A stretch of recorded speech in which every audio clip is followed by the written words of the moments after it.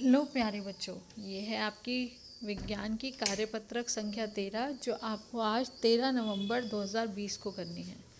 बेटा सभी बच्चे अपना नाम, अपने कक्षा अध्यापक का नाम लिखेंगे और आज की जो वर्कशीट है उसका टॉपिक भी ज़रूर लिखेंगे ऊपर, धातुओं में रासायनिक गुण। तो आज हम धातुओं के रासायनिक गुण के बारे में पढ़ेंगे। हम पिछली कक्षा में अम्ल और क्षार के गुण यानी कि एसिड और बेस के गुण पढ़ चुके हैं। तो कुछ सामान्य अम्ल और उनके स्रोत इस प्रकार हैं। जो अम्ल हमारे आसपास हमारे घर में हमें आसानी से मिलते हैं, ऐसे एसिड्स, जैसे पहला है लैक्टिक अम्ल। तो लैक्टिक एसिड जिसको आप बोलते हो, लैक्टिक अम्ल दही में होता है। फिर है एसिटिक एसिड यानी कि एसिटिक अम्ल सिरका में, जो सिरका यूज़ किया जाता है बेटा घर में। और फिर है एस्कॉर्बिक अम्ल जो विटामिन सी भी बोला जाता है, जिसको जो आंवले में मिलता है। सिट्रिक अम्ल खट्टे फल, नींबू, नारंगी आदि में मिलता है। हाइड्रोक्लोरिक सल्फ्यूरिक अम्ल का प्रयोग प्रयोगशाला में, आपके स्कूल में लैबोरेटरी में किया जाता है हाइड्रोक्लोरिक और सल्फ्यूरिक अम्ल का प्रयोग। कुछ सामान्य क्षारक इस प्रकार हैं। क्षारक यानी कि बेस। तो बेस कौन कौन से हैं? Sodium hydroxide. सोडियम हाइड्रोक्साइड का इस्तेमाल साबुन बनाने के लिए किया जाता है। और कैल्शियम हाइड्रोक्साइड और मैग्नीशियम हाइड्रोक्साइड से एंटासिड यानी कि अगर आपको एसिडिटी हो जाती है तो उसकी जो दवा बनाई जाती है, या कहीं पे एसिडिटी को कम करने के लिए किसका यूज़ किया जाता है? एंटासिड। एसिडिटी को कम कैसे करेंगे? जब हम बेस यानी कि जहाँ पर क्षार का इस्तेमाल करेंगे। अम्लीय है अगर कोई चीज़ तो उसमें क्षार डालेंगे तो वो न्यूट्रलाइज हो जाएगी। अब हम धातुओं के कुछ रासायनिक गुण जानेंगे, जैसे अम्ल से अभिक्रिया।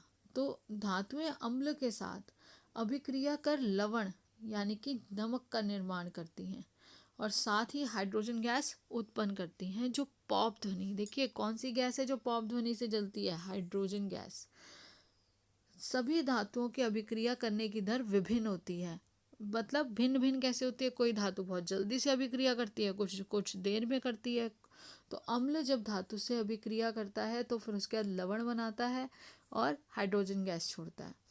तो इसलिए धातुओं के बर्तन में अम्लीय पदार्थ नहीं रखने चाहिए। आपने सुना होगा कि एल्युमिनियम के बर्तन में कभी नींबू का अचार नहीं रखना चाहिए, नहीं तो वो खराब हो जाता है। क्यों हो जाता है? क्योंकि जो उसमें अम्ल है वो धातु से अभिक्रिया कर लेता है। फिर है क्षार से अभिक्रिया। तो बेटा क्षार से अभिक्रिया में कुछ धातुएं क्षार के साथ अभिक्रिया कर लवण का निर्माण करती है। देखिए अगर क्षार के साथ होगा तो भी अभिक्रिया करके लवण बन रहा है, और अगर अम्ल के साथ होगा तो भी लवण बनता है और हाइड्रोजन गैस निकलती है। तो ये आपने आज सीखा कि इसकी रासायनिक क्या गुण है। अब देखिए कुछ प्रश्न जो आज आपको करने हैं। कुछ सामान्य अम्ल और उनके नाम बताइए। तो ये आपके सामान्य अम्ल और उनके नाम है। पहला जो आपका उत्तर है ये है, ये उत्तर संख्या 1 है आपकी। उसके बाद बेटा अगला प्रश्न है, अचार को एल्युमिनियम के बर्तनों में क्यों नहीं रखना चाहिए? तो ये आपका है कि अगर वो अचार को अगर हम एल्युमिनियम के बर्तन में नहीं रखेंगे तो क्या होगा? धातु है, एल्युमिनियम एक धातु है और वो धातु अभिक्रिया कर लेती है। एल्युमिनियम जो है वो अम्ल से अभिक्रिया कर लवण और हाइड्रोजन गैस दे देता है, और उससे क्या होगा? अम्लीय पदार्थ नहीं रखने चाहिए। क्यों? क्योंकि वो उससे अभिक्रिया करता है और खराब हो जाएगा फिर वो। तो धातु अम्ल से अभिक्रिया करेगी, क्योंकि जो अचार है वो कैसा है? खट्टा होता है ना, तो अम्लीय है वो। तो अम्ल जब धातु से बहुत जल्दी अभिक्रिया कर लवण बना देगा तो वो खराब हो जाएगा अचार। उसके बाद है क्या होता है जब धातुएं अम्ल के साथ अभिक्रिया करती हैं?